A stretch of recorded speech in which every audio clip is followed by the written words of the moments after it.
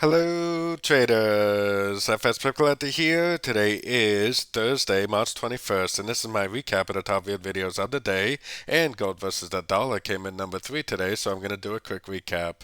If you'd like to see my full top-down analysis on gold dollar, make sure you check out the video linked at the end of this video over here. So gold had a pretty nice push down. I actually think this is probably a wave 5, and I do think it is going to go down, take out the low of wave 4.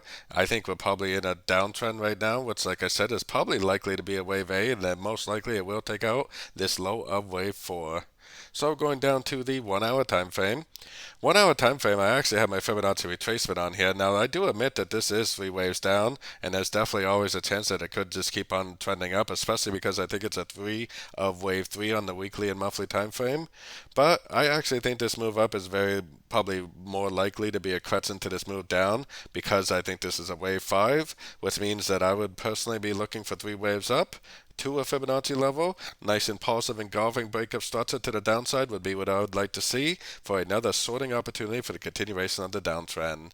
Now, if you are a scalper, you could try to go long at the end of a wave B, which is definitely a very valid trade, but the big money I think is definitely in trying to go short again for the continuation of the downtrend. So don't forget to join my free Discord channel. The link for that is in the card up here above, and don't forget to check out my new website link down here in the corner. As always, thanks and happy trading.